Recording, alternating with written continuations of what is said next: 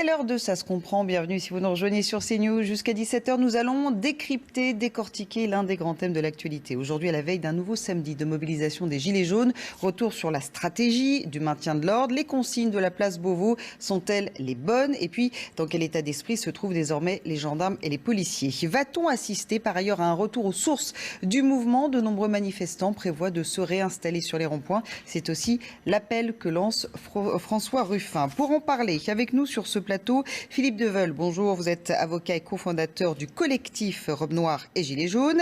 Denis Jacob, vous êtes secrétaire général du syndicat Alternative Police.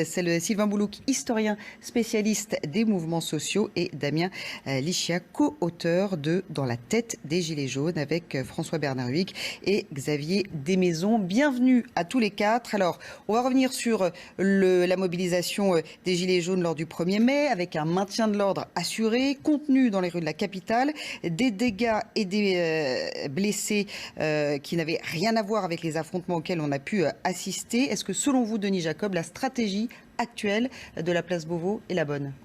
Oui, on avait demandé depuis les premiers incidents du 24 novembre de revoir toute la stratégie du maintien de l'ordre qui n'était plus adaptée au type de manifestations particulièrement violentes auxquelles on était confrontés depuis lors, des manifestations de contact pour lesquelles nous n'étions pas adaptés.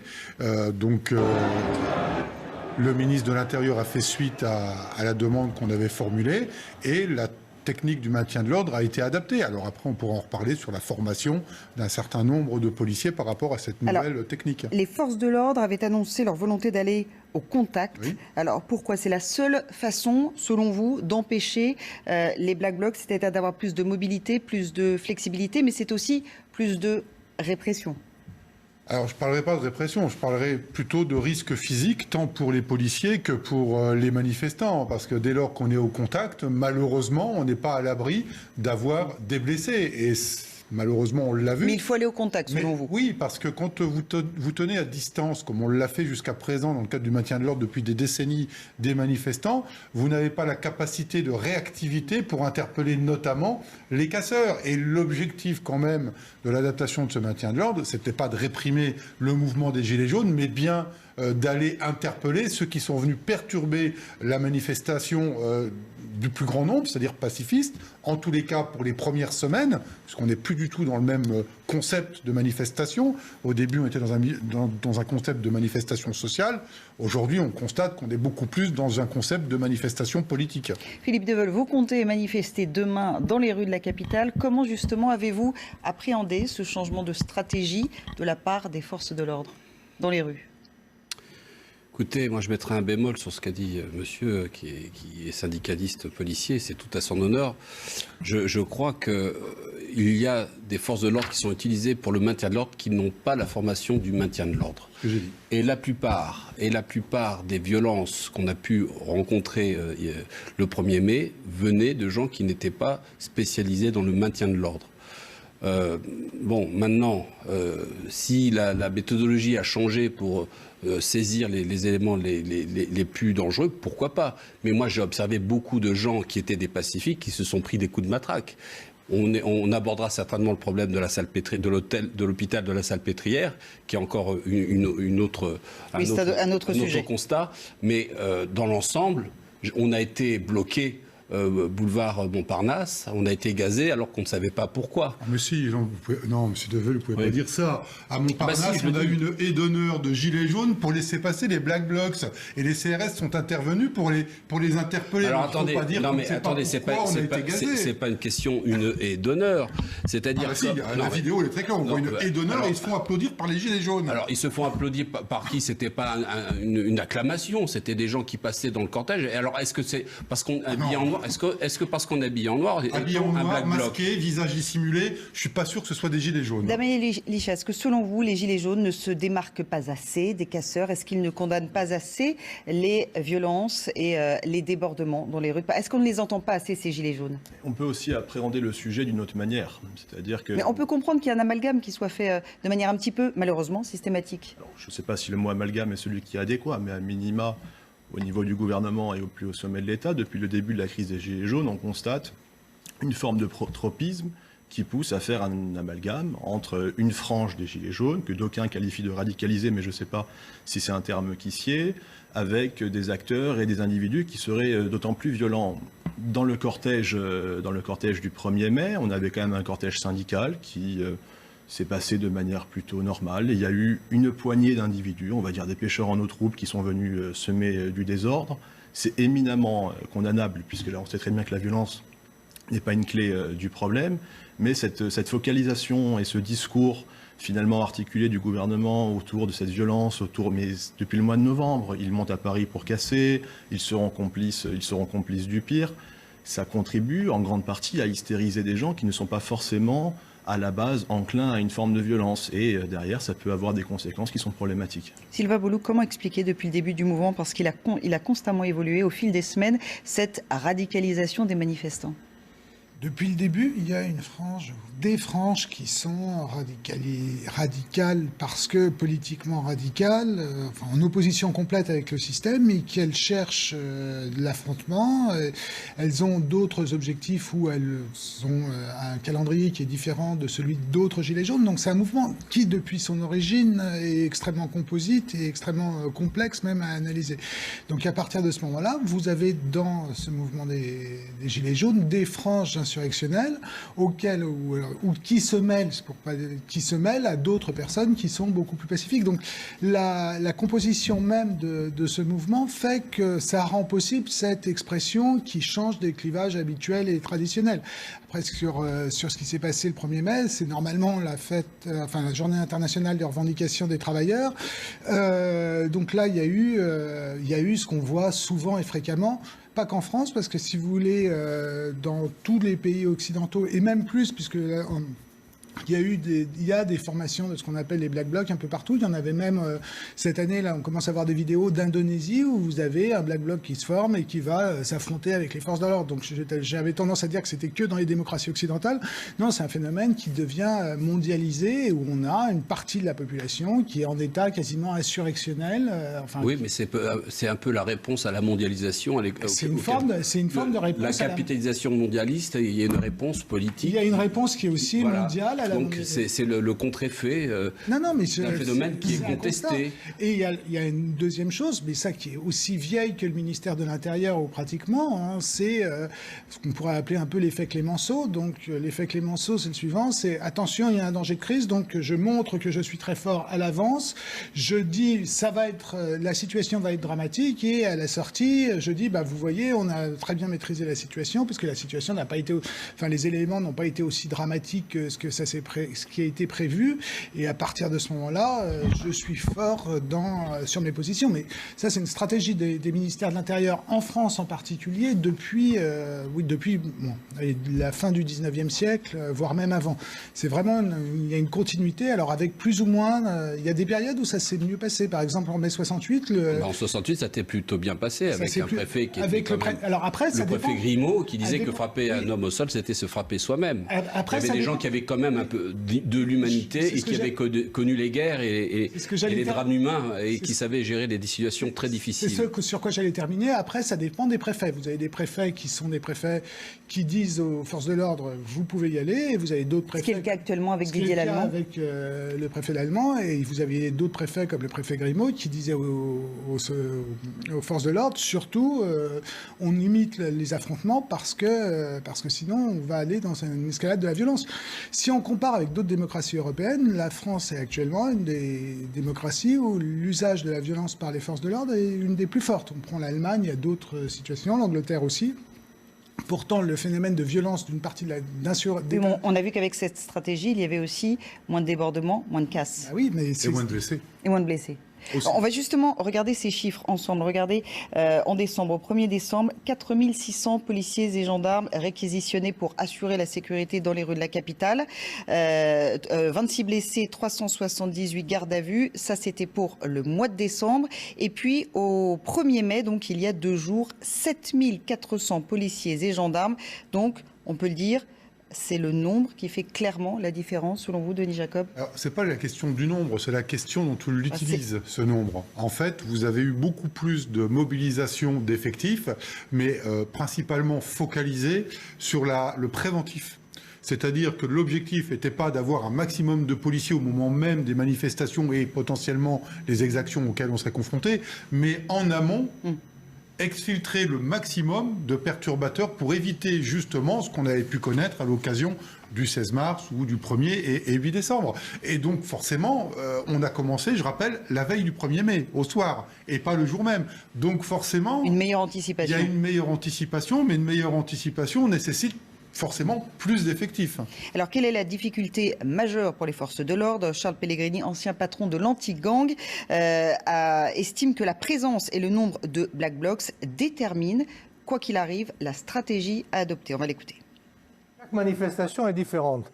Je pense que s'il n'y avait que les gilets jaunes, on arrive maintenant à bien séparer les durs, je dirais, des normaux, entre guillemets.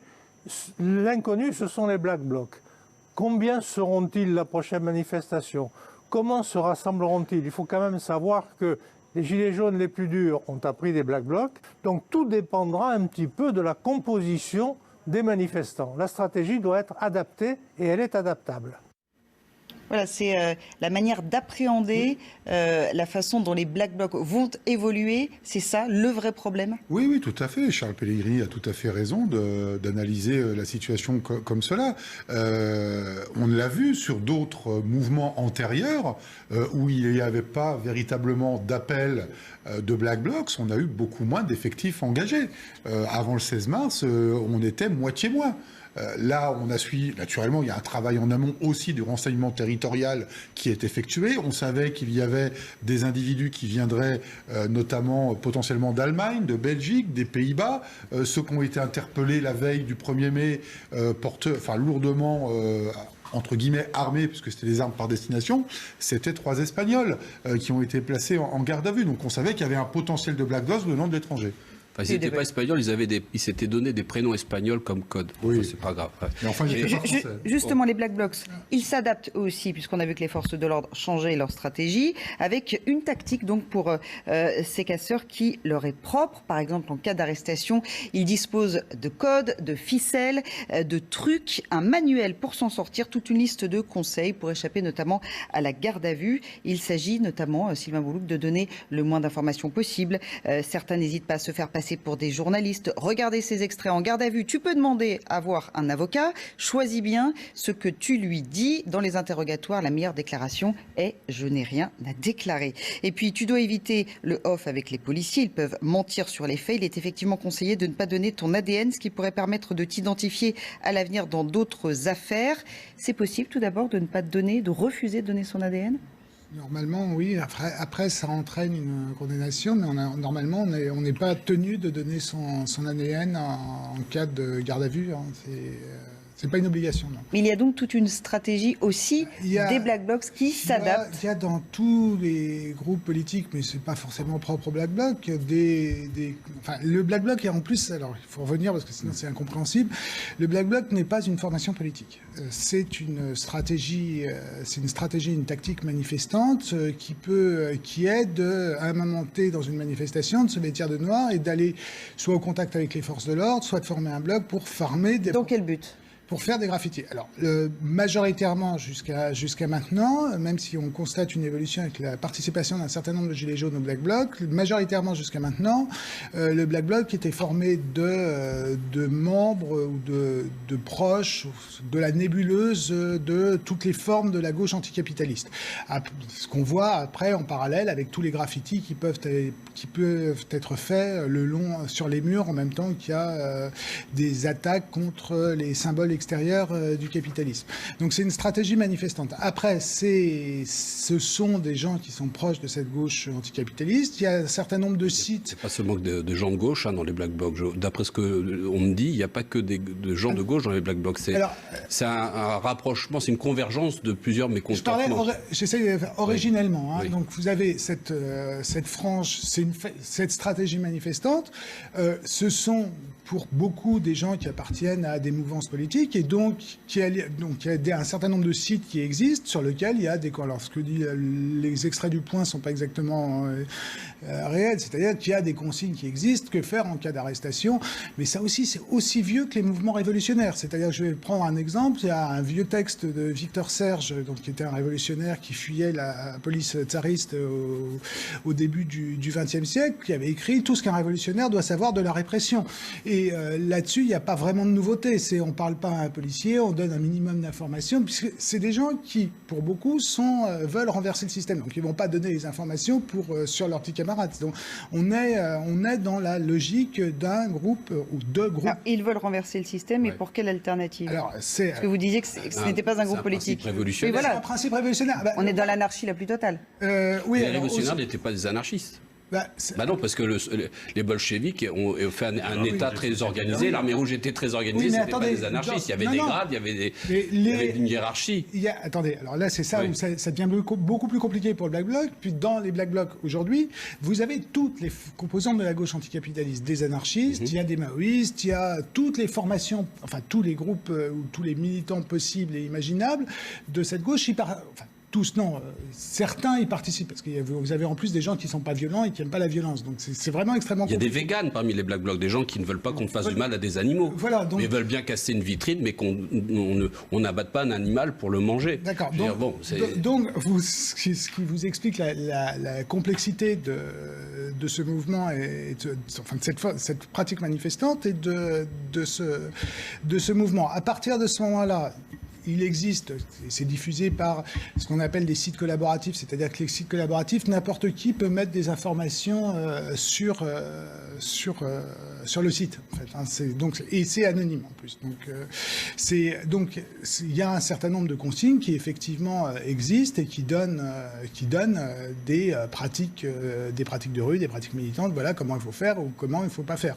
Donc mais ça existe. Je vous dis, c'est aussi vieux que le mouvement révolutionnaire. Alors, dernière chose, dans ce mouvement révolutionnaire, on va peut-être pas faire l'histoire de la Russie pré-révolutionnaire, mais vous aviez de la même manière, c'est les bolcheviks qui ont gagné, mais vous aviez dans le mouvement révolutionnaire russe avant le coup d'État bolchevique, il y avait des anarchistes, il y avait des socialistes révolutionnaires, il y avait de tout. Staline faisait des casses pour alimenter la caisse des bolcheviks de l'époque. Je dis absolument pas le contraire. Oui, après il est devenu un grand dictateur adoré dans le monde entier, le petit père du peuple. Ça renvoie à la nature propre du bolchevisme et à ce qu'est le bolchevisme, c'est-à-dire que le bolchevisme avait dans son identité politique l'institution d'une dictature, alors que d'aucuns ont dit dictature du prolétariat, d'autres, un peu plus méchants, on peut dire dictature sur le prolétariat, mais toujours est-il que ça faisait partie des composantes et des éléments possibles. Les bolcheviks l'ont emporté, mais c'était pas sûr que les bolcheviks l'emportent. Je vous rappelle qu'il y a une première révolution en février 17, qui est une révolution démocratique. Alors revenons au 25e samedi de mobilisation des Gilets jaunes. C'est demain. Il y aura donc plus de mobilité de la part des forces de l'ordre, plus d'offensive aussi. Denis Jacob, est-ce qu'il n'y a pas aussi un risque d'excès de zèle chez les forces de l'ordre, sachant que déjà au sein de la profession, on sait que certains sont en grande souffrance. Il y a un malaise au sein de la profession des forces de l'ordre avec ce nombre de suicides qui est en augmentation. On en est à 29, je crois. Est-ce que... Police et gendarmerie. Est-ce qu'il n'y a pas, du coup, vu que l'exaspération est très grande, un plus grand risque de dérapage? Alors les suicides, c'est un vrai problème, hein, bien évidemment. C'est une année noire par rapport aux années précédentes. On n'a jamais connu ça. Le ministre de l'Intérieur nous réunit lundi à ce propos et nous, Alternative Police, on tiendra un colloque sur le sujet le 22 mai à la Bourse du Travail de Paris. Excès de zèle, non. Mais voilà, on a vu ces images tournées le 1er mai. Voilà, qui peut se féliciter d'avoir eu des gestes inappropriés comme cela. Mais il faut recontextualiser. Préciser de quel geste? Je parle de ces deux vidéos concernant notamment un policier qui jette un pavé et puis un autre qui met une paire de gifles. Bon, c'est pas déontologiquement acceptable, bien évidemment. On n'est pas policier pour cela et on nous demande d'avoir le plus grand sang-froid et la plus grande maîtrise. Mais quand on est acculé, insulté, blessé, je rappelle quand même que depuis le début de la manifestation des Gilets jaunes, il y a eu certes, malheureusement, beaucoup de blessés parmi les Gilets jaunes. Des appels au suicide? mais il y a eu plus de 1300 policiers blessés, avec des slogans de un policier suicidé, c'était un policier à moitié pardonné, ou suicidez-vous. Donc on vous fait face à ces insultes, à ces agressions, que vous prenez des pavés du matin jusqu'au soir, et que vous avez une fatigue qui est présente, physique et morale, des policiers qui sont suremployés depuis les attentats de Charlie Hebdo, avec la succession de démissions, il ne faut pas l'oublier. Ça n'excuse pas les gestes, mais on n'est pas à l'abri d'avoir des collègues qui craquent. Alors, quand vous observez des violences policières, comme vous venez de le faire avec ce collègue qui a jeté un pavé, l'autre qui a donné des gifs, pourquoi il n'y a pas des mises à pied immédiates pour apaiser un peu les choses? Monsieur, parce qu'on va attendre une enquête de GIGN. Oui, non, attends. Attendez, on va passer. Attendez, quand c'est évident, attendez, c'est pas normal de mettre des gifles. C'est pas normal de mettre des gifles. C'est pas normal de mettre des gifles à un manifestant qui est apeuré et qui est réfugié dans Civette. Ramasse des pavés. J'ai jamais dit ça. Je n'ai jamais dit ça. Et ce qui est paradoxal dans cette histoire, c'est que quand c'est un policier qui commet une faute qui est inacceptable, je ne défends pas l'indéfendable, que les choses soient claires. Allez, il n'y a pas de problème. Il y a autant de vidéos qu'on veut. Mais par contre, quand le policier se prend un pavé dans la figure, comme on l'a vu il y a quelques jours, moi j'aimerais bien voir une vidéo. Pour le moment, j'en ai vu aucune. C'est quand même particulier. Ou comme cette vidéo qui fait actuelle polémique, et je pense que vous en parlerez dans les heures à venir, parce qu'elle n'a pas encore été surmédiatisée, mais je pense qu'elle va l'être comme l'histoire du pavé, où on voit un policier avec une matraque télescopique qui passe dans le dos d'une personne la matraque, et tout de suite sur les réseaux sociaux, voilà, on est en train de lui glisser la matraque dans l'anus. Non, c'est pas dans le dos, c'est dans le pantalon quand même. Non, alors c'est pas dans le pantalon justement. Alors moi je vous invite à reprendre cette vidéo et à découper image par image, parce que nous on l'a fait, et on voit que le policier essaye de passer la matraque entre le pantalon et la ceinture pour pouvoir passer la matraque entre les deux et le prendre par l'arrière pour le remettre debout, parce que la personne est au sol, il ne veut pas se relever, on n'arrive pas à le dégager. Vous voyez d'ailleurs un cordon de policiers autour justement pour éviter que d'autres personnes empêchent l'interpellation, et donc on essaye de le remettre debout en passant la matraque, et tout de suite on voit sur les réseaux sociaux que c'est soi-disant une tentative de viol. À un moment donné, il faut arrêter, quoi. Oui, mais alors attendez, expliquez-moi pourquoi le commandant Andrieux, qui a pris des manifestants comme des punching balls, il est toujours pas inquiété. Il y a deux poids, deux mesures. Non, mais il y a des enquêtes pour tout ça, oui, mais attendez. Deveul. Non, parce que là, je vais tout de suite bien. après ce débat, je vais me rendre au palais de justice pour aller défendre un garçon de 23 ans qui est accusé d'avoir violé une interdiction de manifester pour le 1er mai, qui est pour moi une fête du travail. Bon, c'est une chose, c'est mon problème avec la justice. Bon, oui, mais il n'était pas violent, il n'était pas du tout violent. C'est un garçon qui est en souffrance sociale, et je comprends tout à fait. Et ça ne justifie pas tout non plus. Ça ne justifie pas tout, mais il n'était pas un black bloc ni quelqu'un de violent. Et pourtant, il a fait plus de 24 heures de garde à vue, et c'est un garçon qui est en souffrance sociale. Et il n'y a pas de réponse politique à toutes ces demandes. Et vous êtes pris aussi en otage. Et vous savez très bien qu'on a besoin d'une réponse politique, et qu'on joue sur un pourrissement. On joue sur un pourrissement de la situation en attendant le drame pour accuser d'une manière radicale soit le mouvement des Gilets jaunes, ou vous mettre, vous, dans une difficulté terrible. En 5 mois, on ne peut pas dire que la police a mal fait son travail. Jusqu'à preuve du contraire, il n'y a pas eu une seule personne décédée sous les coups de la police. Alors, il y aura peut-être un tournant dans ce mouvement des Gilets jaunes demain, puisqu'il y a un appel à un retour sur les ronds-points, ou en quelque sorte un retour aux sources du mouvement. Est-ce que ce serait une manière de redonner du souffle à la mobilisation des Gilets jaunes, ce retour des cabanes, des barbecues, cette ambiance un peu festive qui manquait, puisque finalement le mouvement avait été terni par ces casseurs, par ces vitrines cassées, par ces commerces abîmés? Demain, on en est à l'acte 25. Là, ce qui est un élément qui est intéressant, ça fait 20 minutes qu'on est en plateau, on parle des Black Blocs, on parle de la question policière, on parle de la question sécuritaire. C'est évidemment un enjeu qui est particulièrement important, notamment pour les policiers qui sont quand même surmenés, et ça, on est entièrement d'accord là-dessus, mais à la base, les Gilets jaunes, c'est un imaginaire qui s'est construit, c'est un imaginaire social, c'est un imaginaire politique, c'est un imaginaire culturel. J'emploierai pas forcément le mot de France périphérique parce qu'il est un petit peu galvaudé, mais mi-novembre, qu'est-ce que c'est que les Gilets jaunes? C'est des gens qui se réunissent autour des ronds-points. Des ronds-points, c'est quand même des espaces qui sont particulièrement, on va dire, révélateurs d'une certaine France périurbaine, à proximité des centres commerciaux qui incarnent une France qui n'est pas forcément celle qui est plus conviviale et celle qui crée énormément de liens sociaux. On est face à des gens qui ont voulu, à un moment donné, créer, je n'allais pas dire une forme de communauté, mais à minima, mais se faire entendre aussi. Et se faire entendre, mais au niveau et avec un ancrage particulièrement territorial. C'est-à-dire qu'on était quand même sur des territoires particulièrement, dans nos parties assez reculées, finalement un petit peu la France des oubliés, pas forcément cette France qui a plébiscité Emmanuel Macron en 2017. Alors, est-ce que le mouvement, du coup, pourrait repartir si ces ronds-points sont de nouveau investis par les Gilets jaunes? Mais c'est toujours problématique de se dire est-ce qu'ils vont repartir, pas repartir. Ça fait quand même plusieurs semaines que sur les Gilets jaunes, on dit on est sur un essoufflement. Ça fait 7 ans tiennent de l'essoufflement. Je crois qu'on l'entend depuis mi-décembre. Sauf que bon, dans les faits, l'essoufflement, il n'est pas forcément là. Il y a sûrement une légère décrue au niveau des chiffres. Il y a eu une volonté de la part de certains Gilets jaunes, et quand je dis volonté à nouveau, il faut prendre beaucoup de recul parce que c'est pas un mouvement qui est structuré, on l'a dit depuis le début, c'est pas un mouvement qui est organisé. Au niveau des chefs des Gilets jaunes, je mets des chefs entre guillemets. Aujourd'hui, qu'est-ce qu'on voit? On a eu des figures de proue, Maxime Nicole, Éric Drouet, Prescia Ludowski. Éric Drouet, aujourd'hui, il est en recul. Prescia Ludowski, elle est un petit peu moins active. Et une des initiatrices du mouvement des Gilets jaunes, Jacqueline Moreau, a complètement disparu. La preuve, la liste des Gilets jaunes, ça va être Francis Lalanne. Et les autres déposent des listes européennes.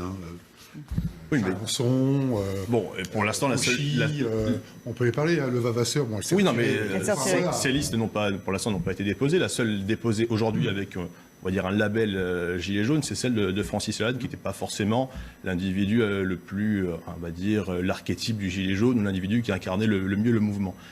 Il y a eu une stratégie à un moment donné d'aller sur Paris, puisque finalement c'est l'espace le plus médiatisé. La violence, et je mets évidemment des pincettes là-dessus, elle est évidemment condamnable, mais d'un autre côté, elle fait que le mouvement a une forme de vitalité. Alors c'est toujours problématique, mais... C'est-à-dire que vous sous-entendez que les Gilets jaunes n'auraient pas obtenu ce qu'ils ont obtenu de la part du gouvernement en début d'année si ces violences n'avaient pas eu lieu? Quand on met en place un rapport de force plus ou moins marqué, on a quand même une capacité à être écouté qui est en partie plus importante. Aujourd'hui, on est dans une société où la conflictualité prévaut, où la conflictualité est un mode d'action, j'allais pas dire, je ne sais pas s'il est légitime, mais à minima qui permet de se faire entendre. Ça a été l'un des registres qui a été pris par une frange des Gilets jaunes. Il y a quand même eu des réponses, puisque bon, dans les faits, aujourd'hui, on est le 3 mai, et on parle encore d'un mouvement qui a été créé mi-novembre. Aujourd'hui, on ne parle plus des manifestations contre le travail. On ne parle plus des manifestations qui ont eu lieu l'année dernière contre la SNCF. On ne parle plus non plus du pouvoir d'achat, du prix de l'essence qui a dépassé le tarif de ce qu'il y avait le 17 novembre. Ah oui, mais ça a un compte. Ça couvre quand même. Le grand débat, les gens en parlent. On sort de la revendications initiales, elles ont complètement disparu. On est uniquement dans un mouvement politique aujourd'hui. Les revendications, ça reste toujours social et avec une demande de démocratie participative, ce qui est tout à fait légitime. Et il n'y a pas de réponse concrète du gouvernement. C'est ça le vrai problème. Et quand on dit ces gens qui ne sont rien, etc., qui a des violences, tout ça ne va pas dans le bon sens. Je vous pose une question, Philippe Devel. Si Emmanuel Macron avait annoncé, par exemple, le retour de l'ISF, est-ce que ça aurait pu changer quelque chose à la mobilisation? Juste ce signe-là. Ça aurait été un geste, mais ce n'est pas le principal. Je crois que ce qui compte vraiment, pour beaucoup de Gilets jaunes, c'est l'immédiateté du pouvoir d'achat.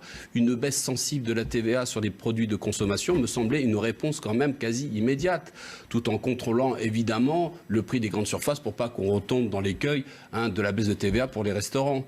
Donc il y avait une réponse à ce niveau-là immédiate. Et pour le RIC, ça a été balayé d'un revers de main. Donc, si vous voulez, toutes les portes sont fermées et ça ne peut pas apaiser les choses. Il y avait aussi une autre sortie d'apaisement, c'est-à-dire de proposer une amnistie pour ces gilets jaunes qui étaient pacifiques et qui ont été lourdement condamnés et arrêter de verbaliser pour 135 € pour port du gilet jaune. Ça ne coûtait rien et ça aurait pu apaiser les choses. Mais rien n'a été fait. Rien n'a été fait. Oui, alors là en ce moment il y a une nouvelle dynamique, alors je ne sais pas si elle prendra ou pas, autour du film de François Ruffin, il y a une double dynamique. Les revendications sociales... Qu'il compte d'ailleurs projeter sur un rond-point. Oui, donc les revendications sociales, elles existent toujours, c'est dans les slogans de manifestants, vous avez révolution, révolution, mais vous avez aussi pour les travailleurs, nous sommes là, nous sommes là.